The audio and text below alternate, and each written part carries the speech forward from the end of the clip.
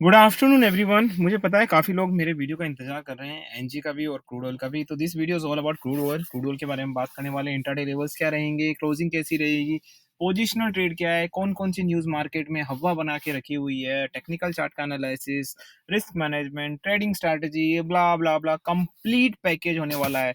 Best levels along with the best knowledge. So welcome you all. This is Ajay and you're watching Ajay Vloggers channel. आपका स्वागत है। आप सब लोगों का पहली बार चैनल पे आए तो चैनल को सब्सक्राइब कर लीजिए यार, घंटी भी दबा दीजिए और ऑल दबा दीजिए। अगर ऑल दबाते हैं तो नोटिफिकेशन मिल जाएंगे, फायदा हो जाएगा। फायदा लेना है तो ऐसे कर लो, सब्सक्राइब कर लो, आपकी इच्छा है। ठीक है, अगर आपको वीडियो एक बार वेरीफाई करने हैं तो सारे वीडियो जाके देख लीजिए, आप आपको पता चल जाएगा। चलिए दोस्तों, वीडियो स्टार्ट कर लेते हैं। तो सबसे पहले बात करते हैं कि जो मार्केट में जो न्यूज़ ज़्यादा है ना, आपको तो पता ही है हमारा पैटर्न क्या रहता है, न्यूज़ पे बहुत ज़्यादा फोकस करते हैं। क्योंकि देखो अभी तो मार्केट में सारी न्यूज़ ही सब कुछ चल रही है ना, कभी प्राइस कैप लग जाता है, कभी क्या हो जाता है, कभी क्या हो जाता है। तो मुझे लगता है कि जब आप इंटरनेशनल एक्टिविटी में ट्रेड करते हैं तो उसका नॉलेज भी होना चाहिए, राइट? ये तो नहीं कि बजाज फाइनेंस का स्टॉक खरीद लिया, उसका कोई मतलब नहीं इंटरनेशनल मार्केट से, ऐसा तो है नहीं। This is commodity, this is international commodities, और हमारी जो कमोडिटीज है specially crude oil natural gas is completely driven by the international market. तो वो तो जरूरी होता है जानना न्यूज के बारे में, राइट? तो देखिए काफी सारी न्यूज है कि oil market crisis spark by Russia invasion is nearing its end. जो ऑयल मार्केट में स्पार्क आया था, राइट? ठीक है ना, ऑयल मार्केट का जो क्राइसिस था वो अब एंड होने लगा है। तो क्या मार्केट ऊपर जाएगा, नीचे जाएगा, या क्या होगा? तो देखिए दोस्तों, अगर आप मुझसे पूछे ना तो मुझे ऐसा लग रहा है कि धीरे धीरे अब क्रूड ऑयल का मार्केट स्टेबल होने वाला है। ठीक है, मुझे लगता है कि जो 80 से 85 की रेंज है वो मुझे लगता है कि बहुत टाइम तक रहने वाली है। उसके नीचे भी जा सकता है। मैं एक ब्रॉडर रेंज अगर ले लूं आपको तो 75 से 85, ठीक है ना, या 70 से, देखो ऊपर की जो रेंज है वो 85 के ऊपर मुझे कभी भी लगती नहीं है। चलो कभी कभार चला भी गई तो सस्टेन नहीं कर पाएगी, बिल्कुल भी सस्टेन नहीं कर पाएगी वहां पे, राइट? तो 90 तो मैं सोच भी नहीं सकता यहाँ से। देखो जो आप सोच नहीं सकते वही मार्केट में होता है, पहली बात तो आपको ये ध्यान रखनी है। जब भी आप कोई चीज करें ना, आप ये समझ लीजिए आपको तुर्रम खाना है, आपको 30 मार खाना है। जो भी आप सोचते हैं ना उसका उल्टा हो जाता है मार्केट में, और होता है।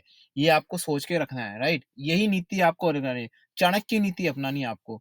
देखो लोग क्या करते हैं, अपने कॉन्फिडेंस कॉन्फिडेंस अच्छी बात है, मार्केट में कॉन्फिडेंस होना जरूरी, बहुत अच्छी बात है, लेकिन अपने कॉन्फिडेंस होने के बाद वो कुछ ना सोचते हैं कि ऊपर नीचे हो गया तो क्या। मैं हमेशा मेरा फंडा जो रहता है बता देता हूँ मैं आपको, जब भी मार्केट में मैं ट्रेड करता हूँ, भले ही मैं 99% श्योर हूँ, वो जो 1% रहता है ना उसमें भी मैं सारी चीजें निकाल के, वो 1% क्लिक हो गया तो मुझे क्या करना चाहिए उस पे मैं पूरा दिन निकाल लेता हूँ। Can you believe it?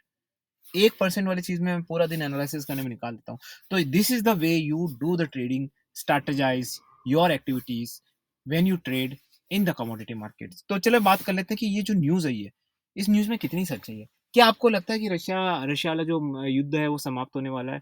देखिए अगर आप मुझसे मेरे पॉलिटिकल नॉलेज के हिसाब से पूछे ना, या मेरे करंट अफेयर्स के नॉलेज के हिसाब से अगर मैं एनालिसिस करूँ ना, तो मार्केट के हिसाब से, मतलब पहले मैं एनालिसिस करूँ कि ये वॉर अगर एंड होने वाला है या नहीं होने वाला।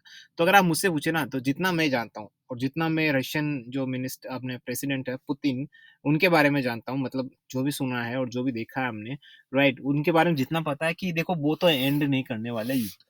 बात सुनो, जैसे हमारा कोरोना का मार्केट है ना, वो खत्म नहीं होने वाला है फिलहाल अगले 5 सालों तक, वैसे ही। लेकिन खत्म नहीं होने वाला है, लेकिन वो खत्म के बराबर है। आप समझ रहे हो इस चीज को? ठीक है ना, आज ओमनिकॉन क्या है, खत्म ही है।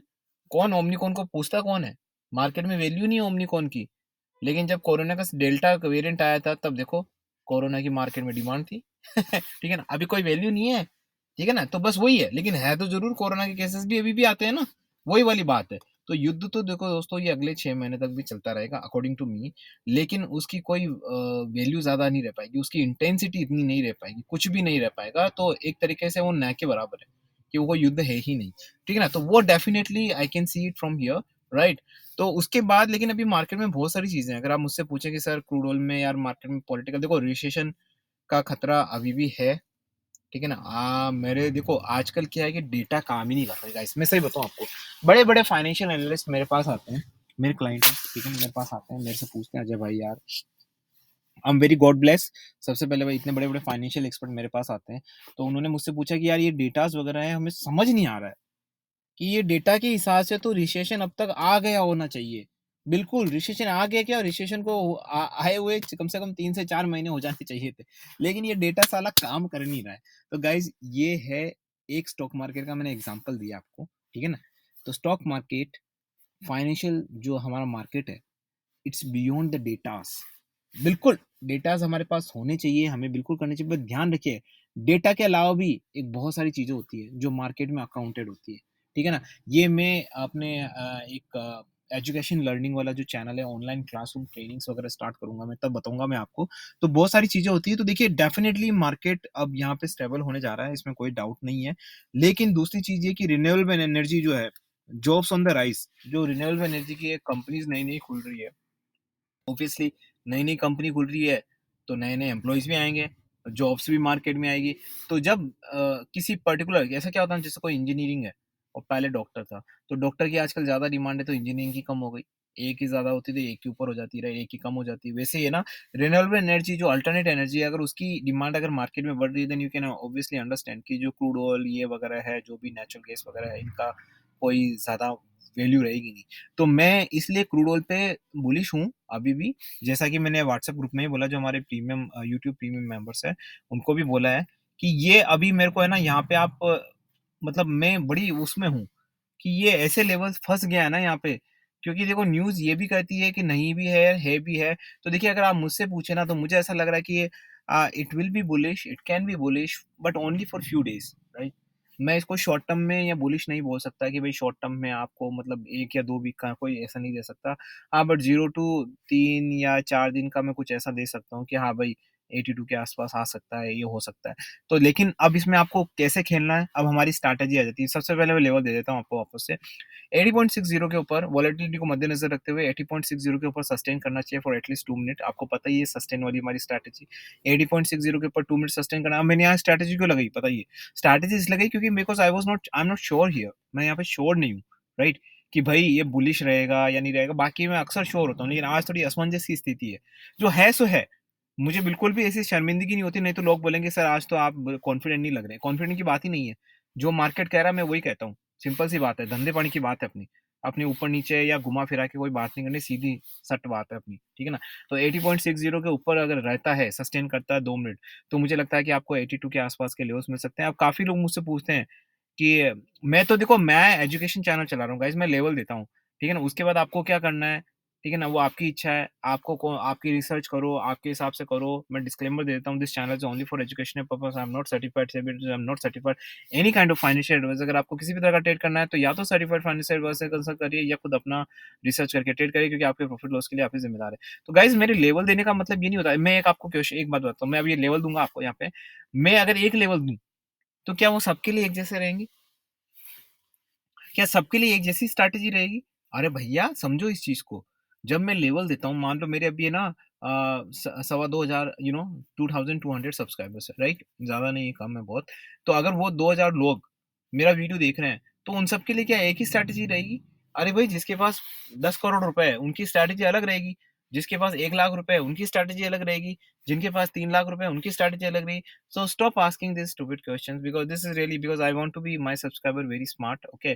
तो ये स्टूपिड क्वेश्चंस हैं, ठीक है ना? देखिए यहाँ पे क्या होता है, लेवल्स देना मेरा काम है, आप अपनी रिसर्च करिए आपके हिसाब से। अब 82 है, आपको जो करना है लेवल दे दिया, अब आपके हिसाब से ये दिमाग आपका होना चाहिए, राइट? राइट?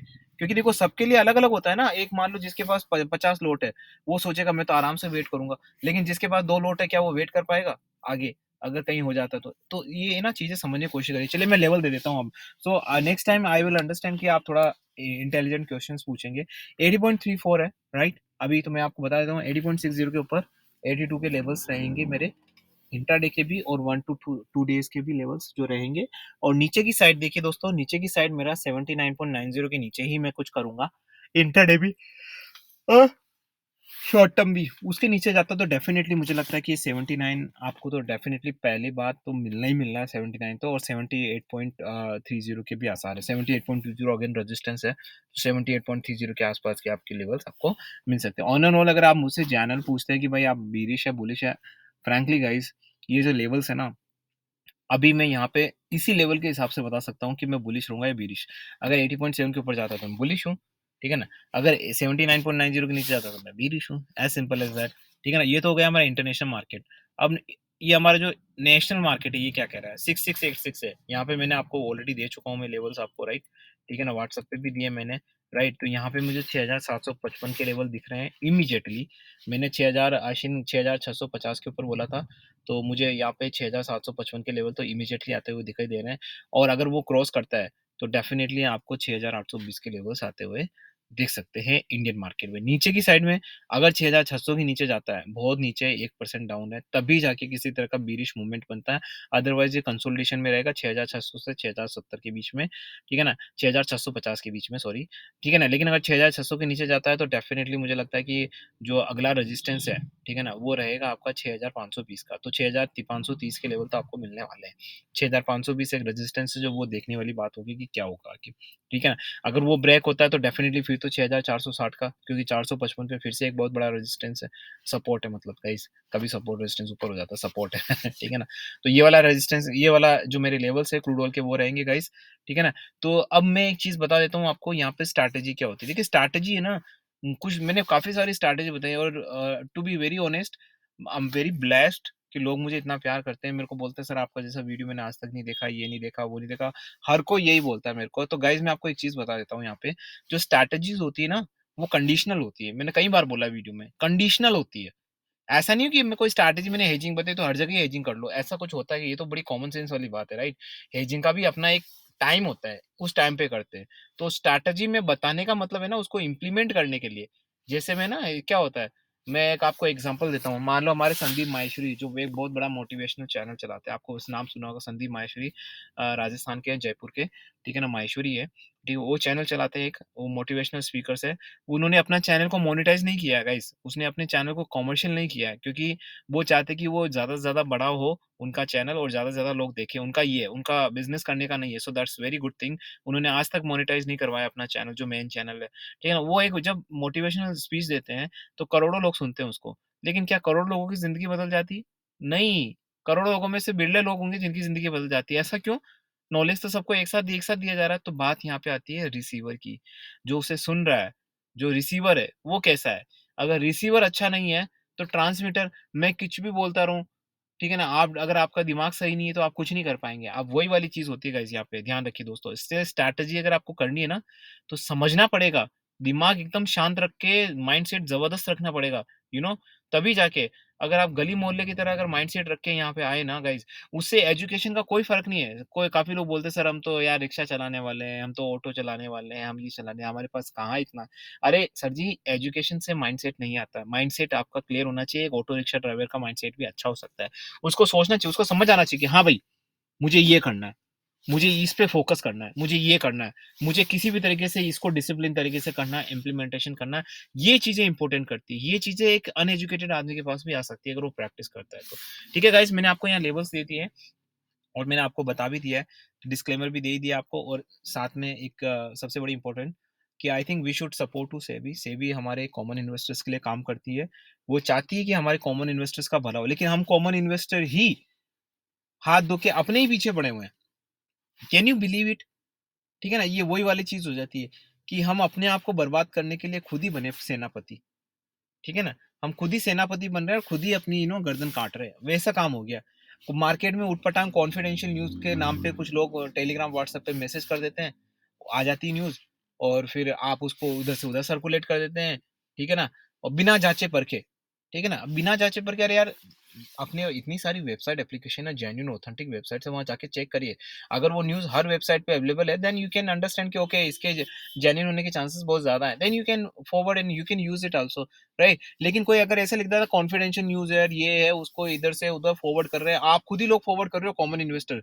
बड़े-बड़े जो ऑपरेटर्स होते हैं, वो आपको एक तरीके से वर्चुअली हायर करते हैं, आपको पता भी नहीं चलता है। आपको हायर करके आप ही के थ्रू मैसेज पहुँचाते हैं हज़ार लोगों के पास, और आप ही बर्बाद होते हैं, उनको भी बर्बाद करते हैं, राइट? तो this is very stupidity guys. Try to understand, try to keep your mind proper, right? कोई भी अनऑथेंटिक न्यूज़ को ना फैलाएँ, ध्यान से सुनिए, ध्यान से समझिए उस चीज़ को, फिर ही आगे फॉरवर्ड करिए। तो मुझे लगता है अगर आप ये करेंगे, तो सेबी की भी मदद करेंगे, एज़ अ कॉमन इन्वेस्टर की भी मदद करेंगे। So with this niceful thought, this is Ajay and signing of.